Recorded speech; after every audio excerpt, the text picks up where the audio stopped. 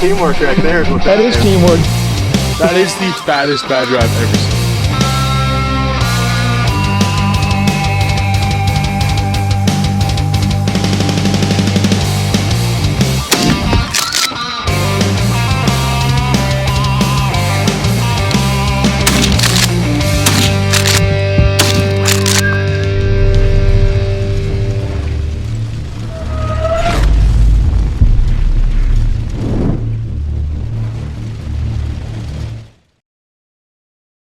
What's up, guys? Hopefully you guys are learning something from these videos. If you have any questions, feel free to ask. Today's video, we're going to go over stand setup, how to set up and maximize your opportunity to get a good shot off on a coyote so that you can get more of the coyotes that you call in. We like to try to keep our ratios somewhere around the 80 to 90% coyotes that we kill to coyotes that we call in. This year, we're probably sitting at around 70%, somewhere around there. A lot of it's just due to the fact that we are hunting country that we don't normally hunt because it's not effective or as effective, but we're kind of running out of country to hunt. That brings us to our next point, wind.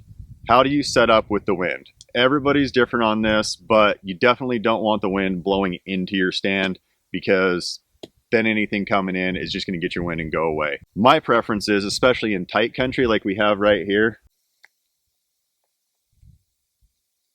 this little bit steeper, tighter country like this, I really prefer wind directly in my face because there's nowhere that they can circle around me, at least that I can see. If I got a backdoor coyote coming in, it doesn't matter anyway. If they're coming in straight at you with the wind, then you're safe with the wind. There's not a chance in hell that they're going to end up getting your wind, at least before you can get them stopped or get a shot at them. Most of the time they're going to come to shotgun range anyway in tighter country like this. A lot of our preference and a lot of ways we hunt, just because we have that north-south wind and we plan our east-west routes, is a hard crosswind, which if you're having a hard crosswind, you've got to make sure you can see your downwind side, because if a hesitant coyote comes in, he's going to circle downwind and you have to be able to shoot and see downwind. There's been a couple times this year where we've set up, we've come into a stand, the wind has been great when we walk in, the wind will switch on us. There's literally nothing you can do about that, guys. It happens, and you just have to make the stand and hope for the best, because sometimes those days when it's calm, you just get swirling winds and there's nothing you can do about it. This stand right here, guys, is a perfect example of that. We sat down on the stand and the wind was coming kind of hard right to left. Switched about 6 times during the stand, and this coyote came basically back door. He wouldn't have smelled us had the wind stayed where it was when we sat down, but because it came crosswind after we sat down, he got our wind and left. But know what's going to happen and what could happen if the wind does switch. So if you've got a coyote coming in and you know he's going to almost get downwind, stop him before he hits that downwind side and shoot him there. If he's coming in from the hard side, right side, and the wind's coming out this direction, let him come, get as close as possible. But if he's coming from over here and that's the way your wind's going, don't let him get downwind. Stop him before he gets downwind. All right, guys, let's go over stand setup real quick. Right here on this bank is a perfect example. I'll give you guys an example of what not to do. Obviously, you can see pretty good. This is a tight example. We like to hunt a lot more open stuff, but this is a perfect example of how to get screwed. So we got a big wash right here. If you're sitting right in front of it, yeah, you can see everywhere out here. But what happens if a coyote comes up this wash and the wind is blowing just like it is and you get a slight little wind switch? I'm a coyote right now. You can't see me. You can't shoot at me. I get your wind and I'm gone back down the wash. You never get a shot. So you have to set up where you can see the vast majority of your stand, and you have to set up where you can see your downwind side. So don't limit your shooting opportunities by the brush. Another example, let's walk up here on the hill real quick. Let's see. All right, guys, so this is, I don't want to say a typical stand for us. In some of our, I would call it secondary country, where the stands aren't great, but we got to start maximizing country because we're running out of areas to hunt. This is a stand we would probably make. It's not ideal because as you can see, that ridge is really high and then the wash is really low.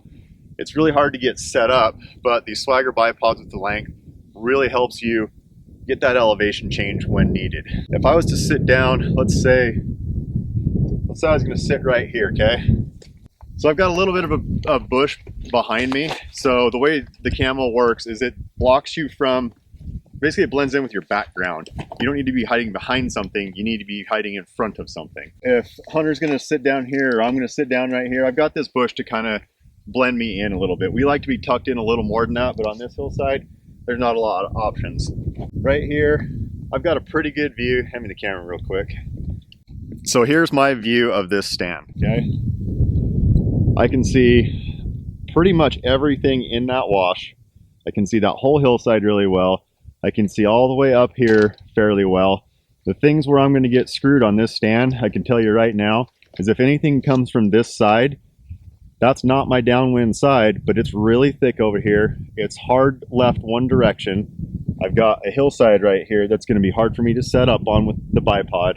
And like I said, it's really thick. I don't have a lot of shot of opportunity here. So what I'm going to want to do is I want to set my call way down here somewhere to try and bring the coyotes out where I can shoot them.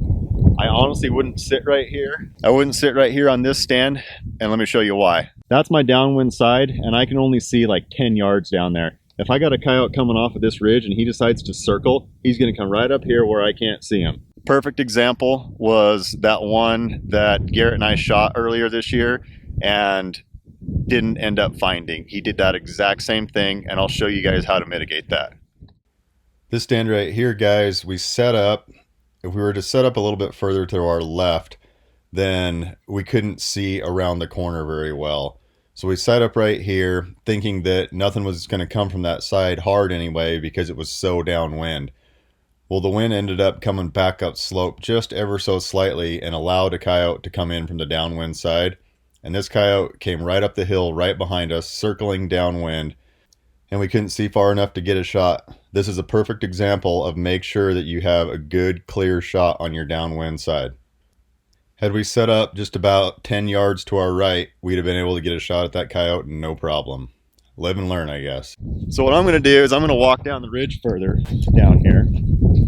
And nothing's going to be ideal because this is steep country, but you're going to have to make the best of it. Let's see here. So there's all kinds of stuff wrong right here. I've got a lot of brush in front of me that can screw me. I've got a great place to hide. I love hiding in yuccas because you can tuck into them.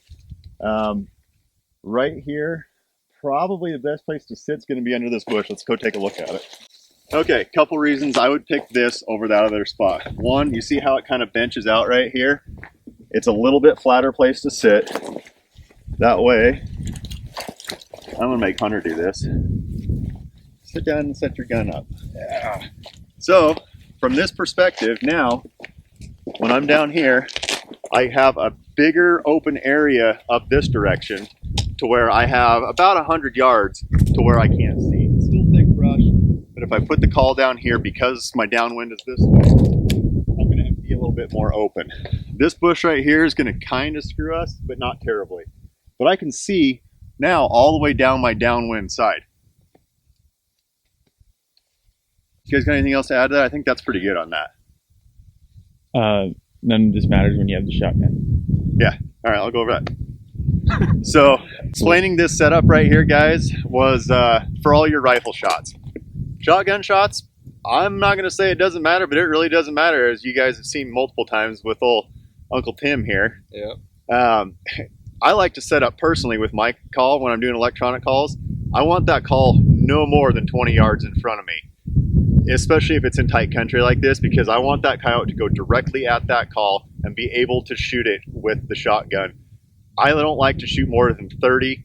I don't even like to shoot 30 if I don't have to. 20 is my range that I like to try to keep it under with shotgun, but I will shoot 30, 35-ish. But anything past that, you're starting to run into that range where you may or may not get them. We have killed them at up to 80 yards with a shotgun before, but not a thing that we like to do very often. It's not that you do it a lot. Well, as you guys know, it kind of sucks Garrett can't be here today, but he's kind of incapacitated still. We're going to use Tim and Hunter as setup models. Is that what you want to call yourselves? Super models? Super setup models? How about setup dummies or setup mannequins? Yeah, let's call that. Anyway, so Garrett and I set up a little bit different, but pretty close, and I'll explain the differences here, but really it's not a lot. For the most part, these guys set up almost side by side like this. And what's the reason camera. you guys exactly where we do it. just like this almost every time, right? And what do you guys prefer about this versus being a little bit further apart? Well, actually, we would be switched sides because he's left-handed. Okay. But if it is like this, so I kind of set on my weak side. I'm left-handed, so I could easily shoot this way. This side, I'm kind of limited on the range, so I'll set up this way more, just in case a coyote comes this way. I'm more set up on that side because if one comes this way, I can easily move. That's right. Don't worry, guys. He's not freaking muzzle blasting me. We just checked the gun, but this is to show you guys exactly what's going on with the offside. We'll call it the offside. So Hunter is left-handed. Yep. So this is my weak side. So I'm set up in case there's a coyote coming this way. If there's a coyote coming on my left side or my right side, which is my good spot, I can move and I can still shoot. Oh. You gotta put the swagger right next to your I can buddy's shoot nuts. fairly easy still on this side without moving my whole body. So That right there, guys, is an absolute must. And when you're setting up, set up facing a little bit to your weak side because you're never going to get turned that far. We've lost a couple coyotes, both of us, me, Garrett, and Hunter, all because of that exact situation. We just didn't think they were going to come from that side, and they did. So Tim, let's show us your shotgun setup here.